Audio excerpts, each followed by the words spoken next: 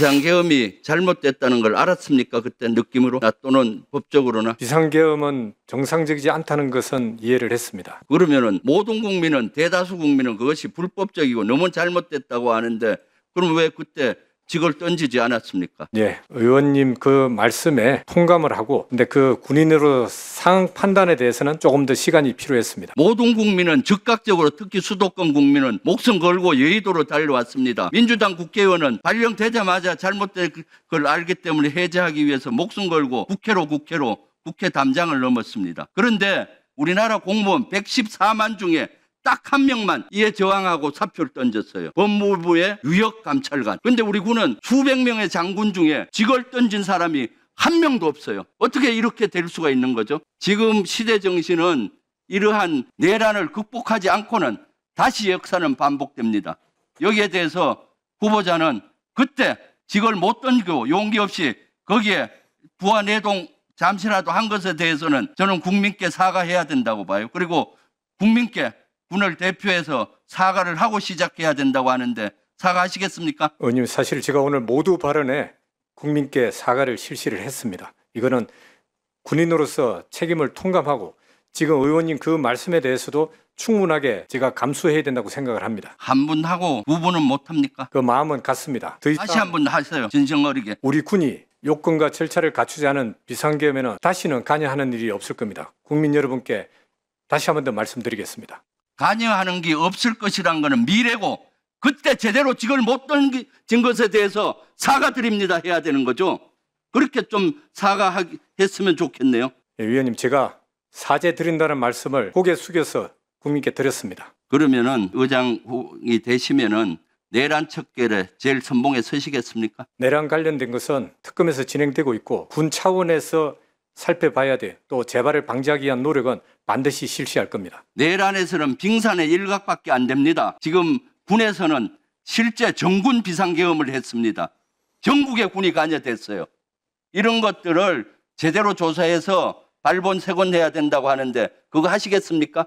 만약 그런 의지가 없으면은 저는 여당이지만은 합참 의장 인정할 수 없습니다. 내란 척결에 대한 의지가 없다면. 위원님, 제가 다시 한 번 더 말씀드리는데 비상계엄 관련돼서는 옳다고 생각하지도 않고 여기에 군이 관여된 것에 대해서는 제가 사죄드렸으며 다시는 이러한 게 재발되지 않다는 확고한 말씀을 드립니다. 네, 제발 합참 의장이 되어서 내란 척결의 선봉에 서면서 군사 대비태세를 만전을 기해 주시고요.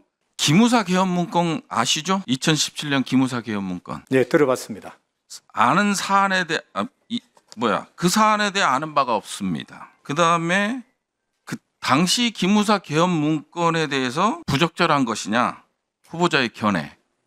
합참의장의 역할 중에 개헌과 관련된 역할로 총괄하는 역할이 없습니까? 근데도 그 사안에 대해 아는 바가 없습니다. 의장 하지 마세요. 말이 됩니까? 답변이 아는 바가 없습니다요. 계엄을 총괄하는, 지휘하는 최고 책임자가 계엄에 대해서 아는 바가 없습니다. 이런 답변을 왜 보냅니까? 그 다음에 또 물어볼게요. 합참의장이 국군조직법상 합참의장의 역할이 뭡니까? 아까도 말씀드렸는데 군령에 있어서 장관을 보좌하고 작전부대와 합동부대를 작전 지휘 및 지휘 감독하게 되어 있습니다. 작전 지휘 체계에 있는 자가 의장에게 보고하지 않고 작전 명령을 내릴 수 있습니까? 위원님, 제가 전체적으로 답변 드려도 되겠습니까? 됐고 작전 명령을 내릴 수 있냐고 여쭙어요.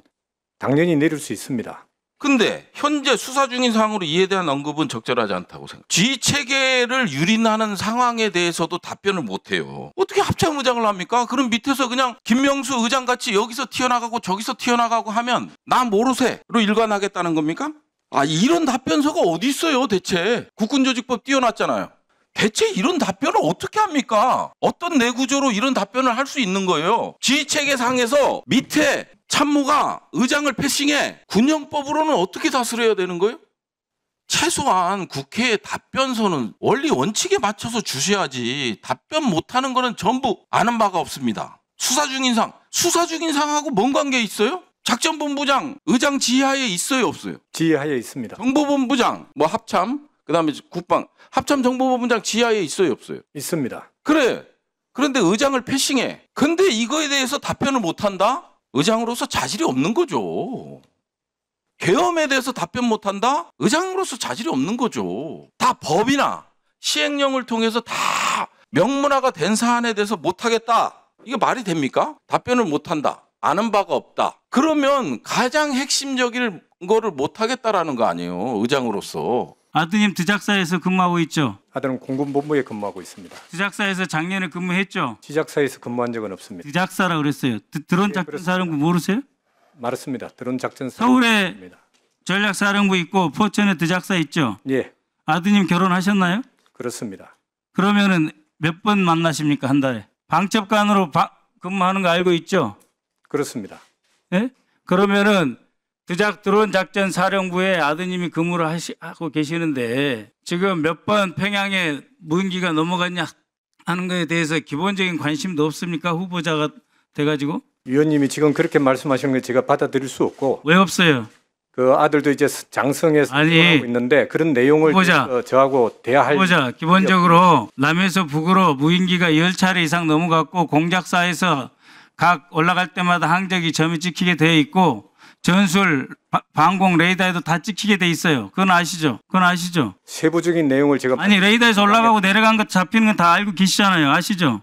레이더에 잡히는 거는 항적의 RCS라든지 크기에 따라서 달라질 수 있습니다. 그러니까 아니 크기에 따라서 다른데 무인기 올라간 거 이미 첫 번째 올라간 거 점으로 잡았다고 했는데 똑같은 게 올라갔어요. 그러면 똑같은 게 10번 올라갔으니까 다 잡았을 거 아니에요. 그죠? 당연한 거 아닙니까? 맞죠? 위원님 말씀 잘 들어보세요. 맞아요, 안 맞아요? 맞잖아요. 첫 번째 한 번 넘어간 거 잡았는데 나머지 9번을 못 잡아요? 여러 가지 상황에 따라서 달라질 수 있다고 생각합니다. 다 잡는데 그러면은 지난번처럼 만약에 작전본부장이 육군 출신인데 육사 출신인데 의장한테 보고하지 않고 이런 식으로 작전본부장이 정보본부장하고 짜고 국직부대라고 해가지고 드론 작전사령부하고 짜고 이런 짓 또 하면은 의장으로서 이걸 어떻게 하실 거예요? 명확하게 제가 말씀드리는 것은 제가 만일 의장으로 취임을 하게 되면은 이러한 지휘 체계에 있어서 손상되는 일은 없도록 할 겁니다. 그러니까 아까 지휘체계 손상되는 일이 있어서는 안 되니까 합참의 단편 명령 어기고 임성근 사단장이 병력을 통제했다라고 하는 것은 항명이에요, 아니에요? 그 사항에 대해서는 제가 말씀드릴 수 없습니다. 그러니까 제대로 하나도 파가지 못하고 지금 이 자리에 후보자로 와 있다는 겁니까? 합참의장으로서 어떤 의지를 갖고 임할 거냐 수사 중입니다. 다시 한 번 더 명확하게 말씀드리지만은 계엄은 있어서도 안 되고 다시는 군이 관여 안 하겠습니다. 네. 부승찬 의원님 수고하셨습니다.